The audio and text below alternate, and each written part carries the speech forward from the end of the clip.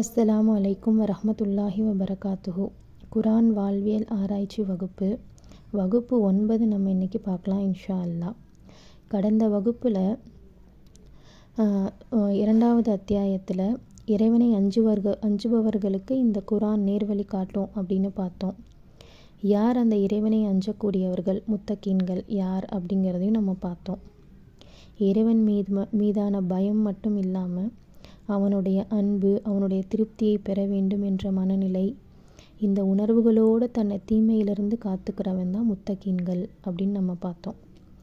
அந்த முத்தகீன்களுக்கு தான் இந்த வேதம் நேர்வழி காட்டும் அப்படிங்கிறதையும் நம்ம பார்த்தோம். சரி, இந்த முத்தகீன்களுடைய விஷயம் இதுதான் நமக்கு வகுப்பினுடைய மையம். இதை வைத்து தான் நமக்கான வாழ்வியல் மாற்றம் நிகழப்போகுது. சிந்தனை மாற்றம், செயல் மாற்றம், இப்படின்னு வாழ்வியல் மாற்றம் இந்த முத்தகீன் அப்படிங்கிற ஒரு விஷயத்துலேருந்து தான் கற்றுக்கிறது மூலயமா அதிலிருந்து தான் நமக்கு இந்த வாழ்வியல் மாற்றம் நிகழப்போகுது இன்ஷா அல்லாஹ். 59வது அத்தியாயம் 18லிருந்து அந்த 18வது வசனத்திலிருந்து அந்த அத்தியாயம் முடிகிற வரைக்கும் ஒரு 7 வசனங்கள் இருக்குது. அந்த வசனங்களை நம்ம நிதானமாக வாசிக்கும்போது முத்தகீன்கள் யார், அவங்க எப்படிப்பட்டவங்க, அந்த முத்தகீன் ஆவதற்கான வழிகள் என்ன அப்படின்னு அதில் நிறைய விஷயங்களை கற்றுக்க முடியும். முதல்ல அந்த வசனங்களை நம்ம வாசிக்கும்போது என்ன தெரியும் அப்படின்னா, இது ஒரு தொடர்ச்சி இல்லாத வசனங்கள் போலவும் துண்டு துண்டான வசனங்கள் போலவும் நமக்கு தோணும். ஆனால் அதை ஆழ்ந்து சிந்திக்கும் போது, ஆழ்ந்து மெதுவாக படித்து பார்க்கும்போது அதில் தொடர்ச்சி இருக்கிறதையும் நம்மளால் கவனிக்க முடியும். சரி, முதல்ல 18வது வசனத்தை முதல் வசனமாக நம்ம எடுத்துக்கலாம். நம்பிக்கை கொண்டோரே, அல்லாஹுவை அஞ்சுங்கள், மறுமைக்காக தாம் செய்த வினையை ஒவ்வொருவரும் கவனிக்கட்டும். அல்லாஹுவை அஞ்சுங்கள், நீங்கள் செய்பவற்றை அல்லாஹ் நன்கு அறிந்தவன். அப்போது இறைவனை அஞ்சிக்கோங்க அப்படின்னு சொல்லி ஈமான் கொண்டவங்களே இறைவனை அஞ்சிக்கோங்க அப்படின்னு சொல்லியிருக்கு. நம்ம முன்னாடி வகுப்பில் பார்த்த மாதிரி ஈமானும் தக்குவாவும் பிணைக்கப்பட்டிருக்கு. நம்பிக்கை கொண்டவங்க அல்லாஹ்வை அஞ்சுவாங்க. அடுத்தபடியாக என்னென்னா, மறுமைக்காக நாம் என்ன சேர்த்து வச்சுருக்கோம் அப்படிங்கிறத அவங்க கவனிப்பாங்களாம். கவனிக்கட்டும் அப்படிங்கிற வார்த்தையை அல்லாஹ் உபயோகப்படுத்துகிறான். இறைவனை அஞ்சக்கூடியவங்க நம்ம டெய்லியும் செய்யக்கூடிய வேலைகளை கூட கவனிப்பாங்க. நம்மளுடைய சொல், நம்மளுடைய இந்த செயல் இறைவனிடத்தில் எப்படி போய் சேரும், நாளை மறுமைக்காக என்னவா போய் சேரும், இறைவனுடைய திருப்தியாக வருமா, நன்மையாக சேருமா, இல்லை இறைவனுடைய கோபமாக சேருமா அப்படிங்கிறத அவங்க கவனித்து தான் செய்வாங்களாம். அடுத்த வசனத்தை பார்த்தா, அல்லாஹுவை மறந்தோரை போல் ஆகிவிடாதீர்கள், அவர்களையே அவர்களுக்கு அவன் மறக்கச் செய்து விட்டான், அவர்களே குற்றவாளிகள். அப்படியே எதிர்மறையாக பேசுது. இறைவனை மறந்துடாதீங்க, இறைவனை மறக்கிறவங்க அவங்களையே அவங்க மறந்தவங்க அப்படின்னு சொல்கிறான். அப்போ என்னன்னு கேட்டால், இறைவனை அஞ்சிக்கொள்கிறவங்க தக்வாதாரிகள், தக்வா உடையவர்கள். இறைவனை மறந்தவங்க தக்வா இல்லாதவங்கன்னு நம்ம புரிஞ்சிக்கலாம். இறைவனை அஞ்சக்கூடியவர்கள் என்ன செய்வாங்கன்னா, நம்ம எல்லா விஷயங்கள்லையும் இறைவனை நினச்சிக்குவாங்க. அவங்களுக்கு நடக்கக்கூடிய இன்பங்களில் இறைவனுக்கு நன்றி செலுத்துவாங்க, நடக்கக்கூடிய துன்பங்களில் இறைவனிடம் பாதுகாப்பு தேடுவாங்க. அப்படி அவங்களுக்கு எந்த மாதிரியான விஷயங்கள் நடந்தாலும் இறைவன்கிட்டயே அவங்க போய் நிற்பாங்க, இறைவனை நினச்சிப்பாங்க. ஆனால் அல்லாஹுவை மறந்தோர் யாருன்னு கேட்டால், அவங்களுக்கு உலக விஷயங்கள் எல்லாமே ஞாபகம் இருக்கும். அவங்களுடைய மனைவி, மக்கள், குடும்பம், வருமானம், தொழில் எல்லாமே நினைவு இருக்கும். ஆனால் எனக்கு ஏன் இதெல்லாம் கொடுக்கப்பட்டிருக்கு அப்படின்னு அவங்க அதை யோசிக்க மாட்டாங்க. இதெல்லாம் நமக்கு யார் கொடுத்தா, நம்ம எதை நோக்கி நம்ம செயல்பாடுகள் இருக்குது, இந்த செயல்பாடுகள் எந்த முடிவில் கொண்டுட்டு போய் விடும் அப்படிங்கிற எதையுமே அவங்க கவனிக்க மாட்டாங்க. முதல் வசனத்தில் சொன்னோம் இல்லையா, அந்த கவனம் எதுவுமே இவங்களுக்கு இருக்காது. அப்படி இருக்கிறவங்க தான் தன்னையே மறந்துடுறாங்க நல்லா சொல்கிறான். அப்போ இந்த 2 வசனங்களுக்கான தொடர்ச்சியுமே நம்மளால் கவனிக்க முடியுது. முதல் வசனத்தில் இறைவனை அஞ்சிக்கொள்கிறவங்க கவனமாக நடந்துக்குவாங்கன்னு சொல்கிறான் அல்லாஹ். அடுத்த வசனத்தில் இறைவனை அஞ்சாதவர்களை பற்றி சொல்கிறான், அவங்க தன்னையே மறந்துடுவாங்கன்னு. அப்போ இந்த 2 வசனங்களுக்குமே தொடர்ச்சி இருக்கிறத நம்மளால் பார்க்க முடியுது. அதை தொடர்ந்து அடுத்த வசனத்தில், நரகவாசிகளும் சொர்க்கவாசிகளும் சமமாக மாட்டார்கள், சொர்க்கவாசிகளே வெற்றி பெற்றோர். நமக்கு உலகத்தில் பார்க்கும்போது எல்லாருடைய வாழ்க்கையும் ஒரே மாதிரியே தோணும். ஒரு இறைவனை அஞ்சாதவனும் ஒரு இறைவனை அஞ்சக்கூடியவனும் அவனுடைய செயல்பாடு, அவனுடைய சொல், பேச்சு, தொழில் இப்படி எல்லாமே ஒன்றாகவே இருக்கும். இன்னும் சொல்லப்போனால் நாம் அவனுக்கு ஃப்ரெண்டாக இருப்போம், அவன் நமக்கு ஃப்ரெண்டாக கூட இருப்பான். ஆனால் முடிவு என்ன அப்படிங்கிறது இறைவனிடத்திலே இருக்குது. இறைவனை அஞ்சக்கூடியவர்களே வெற்றி பெற்றோர், சொர்க்கவாசிகள் அப்படின்னு அல்லாஹ் சொல்கிறான். அப்போது முதல் வசனத்தில் இறைவனை அஞ்சுவாங்க, அவங்க மறுமைக்காக தன்னுடைய செயல்களை கவனிப்பாங்க, அவங்களே முத்தகீன்கள், தக்வாவுடையவர்கள் அப்படின்னு அல்லாஹ் சொல்கிறான். அடுத்த வசனத்தில் இறைவனை மறந்துடுவாங்க, அவங்க மறந்துடுவாங்க, அவங்க தக்வா இல்லாதவர்கள்னு சொல்கிறான். அது ரெண்டுடைய முடிவுகளையும் அல்லாஹ் சொல்கிறான். நரகவாசிகள், சொர்க்கவாசிகள்னு அல்லாஹ் சொல்லிட்டான். அப்போ இந்த வசனங்களுக்கான தொடர்ச்சியை நம்மளால் ரொம்ப எளிமையாகவே உணர முடியுது நம்ம அதை சிந்திக்கும்போது. அதை தொடர்ந்து வர வசனத்தில் பார்த்தா தக்குவாவை பெறுவதற்கான வழி அப்படின்னு நம்ம பார்க்கணும் அந்த வசனத்தை. அது எப்படின்னா, இந்த குரானை ஒரு மலையின் மீது நாம் இறக்கி இருந்தால் அது அல்லாஹ்வின் அச்சத்தால் பணிந்து நொறுங்கி விடுவதை காண்பீர். மனிதர்கள் சிந்திப்பதற்காக இந்த உதாரணங்களை அவர்களுக்கு கூறுகிறோம். ஒரு குரான், இறைவனிடமிருந்து வந்த வேதம், அது அல்லாஹ் ஒரு மலையின் மீது இறக்கி இருந்தான்னா அந்த மலையே பணிந்து நொறுங்கிடுமா. அப்போ அந்த குரான் ஒரு மலையின் மீது வரும்போது அந்த மலை பணிந்து விடுகிறது. அப்போ அந்த குரான் மனிதர்களுடைய மனதில் இறங்கும்போது அந்த மனிதனுடைய மனம் மாற்றத்தை நோக்கி போகும் இன்ஷா அல்லாஹ். அவன் தக்வா உடையவனாக மாறுவான். அப்போ தக்வாவை எப்படி பெற்றுக்கொள்ளணும்? குரானை படிப்பதன் மூலியமாக நம்ம தக்வாவை பெற்றுக்கொள்ளணும், முத்தகீன்களாகணும். அந்த குரான் எப்படி படிக்கும்போது அது நமக்கு பயனளிக்கும்? அதை பணிவுடன் அதை அணுகும்போது அந்த குரான் நமக்கு பயனளிக்கும்.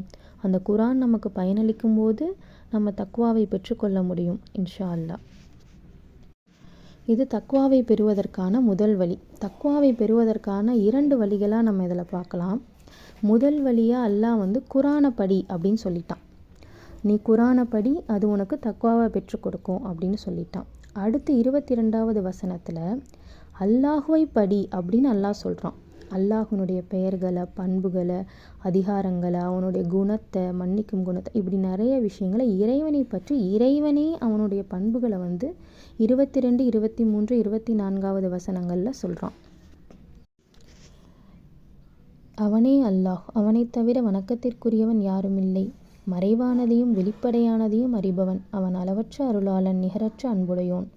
அவனே அல்லாஹ், அவனை தவிர வணக்கத்திற்குரியவன் யாருமில்லை. அவன் பேரரசன், தூயவன், நிம்மதி அளிப்பவன், அடைக்கலம் தருபவன், கண்காணிப்பவன், மிகைத்தவன், ஆதிக்கம் செலுத்துபவன், பெருமைக்குரியவன். அவர்கள் இணை கற்பிப்பதை விட்டும் அல்லாஹ் தூயவன். அவனே அல்லாஹ், அவன் படைப்பவன், உருவாக்குபவன், வடிவமைப்பவன். அவனுக்கு அழகிய பெயர்கள் உள்ளன. வானங்களிலும் பூமியிலும் உள்ளவை அவனை துதிக்கின்றன. அவன் மிகைத்தவன், ஞானமிக்கவன். இப்படி இறைவனை பற்றிய பண்புகளை இறைவனே சொல்கிறான்.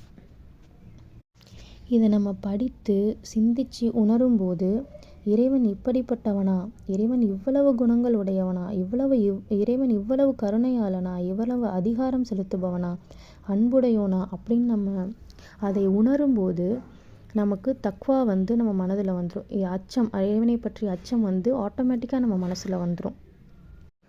இது தக்வாவை பெறுவதற்கான வழி. அடுத்து நம்ம இந்த தக்வாவை பெற்று முத்தகீனாக இருக்கும்போது நமக்கு என்ன கிடைக்கும்? நீ இறைவனை அஞ்சக்கூடியவர்களாக இருந்தால் உனக்கு நான் என்ன கொடுப்பேன் அப்படின்னு அல்லாஹ்வே சொல்கிறான் சில வசனங்களில். அதை நம்ம பார்ப்போம்.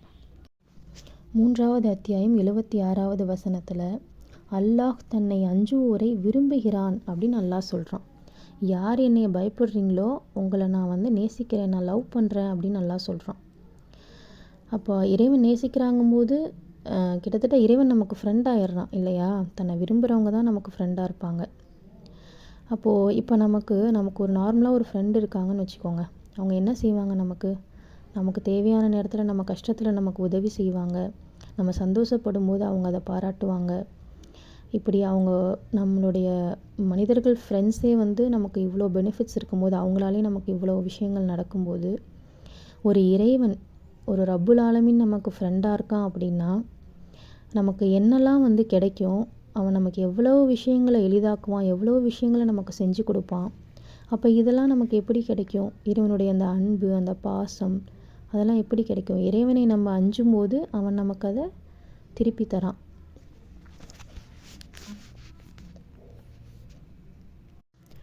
அடுத்து 3வது அத்தியாயம் 120வது வசனத்தில், உங்களுக்கு நன்மை ஏற்பட்டால் அது அவர்களுக்கு கவலையை ஏற்படுத்துகிறது, உங்களுக்கு தீங்கு ஏற்பட்டால் அதனால் அவர்கள் மகிழ்கின்றார்கள். நீங்கள் சகித்து கொண்டு இறைவனை அஞ்சினால் அவர்களின் சூழ்ச்சி உங்களுக்கு எந்த தீங்கும் செய்யாது. சில பேர் இருப்பாங்க, நமக்கு ஏதாவது நல்லது நடந்துருச்சுன்னா அவங்க கவலைப்படுவாங்க, அவங்களுக்கு அது கஷ்டமாக இருக்கும். நமக்கு ஏதாவது தீங்கு நடந்துருச்சுன்னா அவங்க வந்து சந்தோஷப்படுவாங்க. அப்போது அந்த மாதிரி இருக்கவங்க என்ன பண்ணுவாங்கன்னா, நம்ம முன்னேறிடக்கூடாது, நமக்கு நல்லது நடந்துடக்கூடாதுன்னு அவங்க ஏதாவது அவங்களுடைய அறிவுக்கான சூழ்ச்சியை செய்வாங்க. அப்போ அவங்க ஒரு செயலை செய்கிறாங்க, நமக்கு எதிராக ஒரு செயலை செய்கிறாங்கங்கும்போது அதனுடைய விளைவுன்னு ஒன்று இருக்கும் இல்லையா, அது நம்மளை வந்து சேரும் இல்லையா. ஆனால் அல்லாஹ் சொல்கிறான், நம்ம அதை சகிச்சுக்கிட்டு நம்ம இறைவனை அஞ்சினோம் அப்படின்னா, பொறுத்துக்கிறேன்ப்பா, நான் பொறுத்துக்கிறேன், எனக்கு என் ரப்பு இருக்கிறான் அப்படின்னு சொல்லி நம்ம இறைவன் மீது பொறுப்பை சாட்டணும், அவனை அஞ்சினோம் அப்படின்னா அவர்களுடைய சூழ்ச்சி, அந்த விளைவு, அவர்களுடைய செயல்களுக்கான விளைவு நமக்கு எந்த தீங்குமே செய்யாது அப்படின்னு அல்லாஹ் சொல்கிறான்.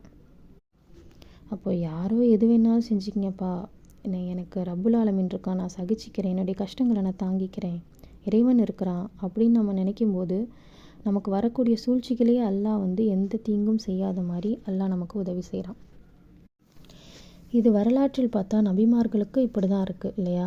நபிமார்களுக்கெல்லாம் அவங்க மேலே எவ்வளவோ குற்றச்சாட்டுகள், அவதூறுகள் எவ்வளவோ இருந்துச்சு, சூழ்ச்சிகள் இருந்துச்சு.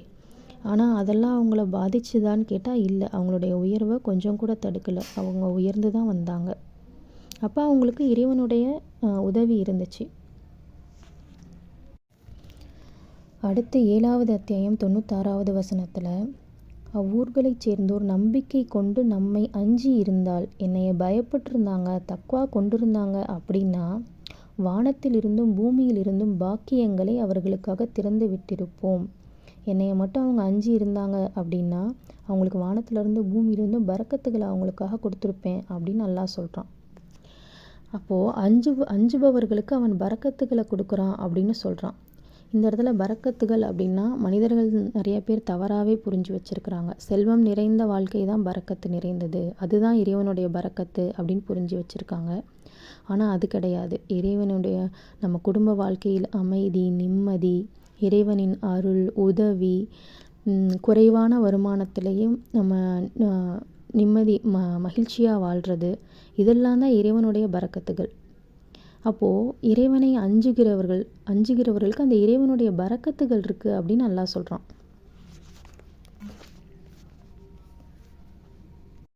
அடுத்து 8வது அத்தியாயம் 29வது வசனத்தில், நம்பிக்கை கொண்டோரே, நீங்கள் அல்லாஹுவை அஞ்சினால் உங்களுக்கு தெளிவை அவன் வழங்குவான், உங்கள் தீமைகளை உங்களை விட்டு நீக்கி உங்களை மன்னிப்பான், அல்லாஹ் மகத்தான அருளுடையவன். நம்ம இறைவனை அஞ்சி நடந்தோம்னா அல்லாஹ் என்ன செய்கிறானா, இது தப்பான பாதை, இதில் போயிடாத, இதில் உனக்கு தீங்கு இருக்குது அப்படின்னு அல்லாஹ் வந்து நம்மளை தடுத்து நேர்வழியின் பால், நல்ல பாதையின் பால் செலுத்துவானாம். தீமையான விஷயங்களை நம்மளை விட்டு தடுத்து விடுவானாம். இதை விட நமக்கு வேறு என்ன வேணும் சொல்லுங்கள். நீ இப்படி போகாத, இங்கே உனக்கு ஒரு ஆபத்து இருக்குது அப்படின்னு அல்லாஹ் நம்மளை விட்டு தடுக்கும்போது நம்ம வந்து நேர்வழி பெற்று முத்தகீன்களுடைய உயர்ந்த நிலையை அடைய முடியும் நம்மளால். அப்போ நம்ம முத்தகீன்களுடைய உயர்ந்த நிலையை அடையணும்னா குரானை படிக்கணும்.